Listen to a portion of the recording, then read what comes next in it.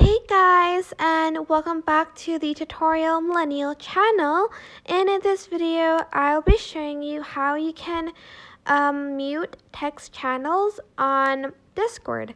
So I've shown you how you can mute a server, but for instance, you only want to mute channels that welcome people, and you still want the channel to be active.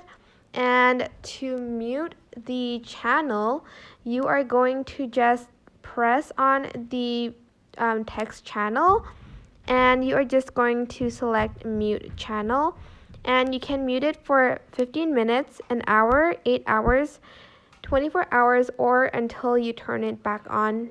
And just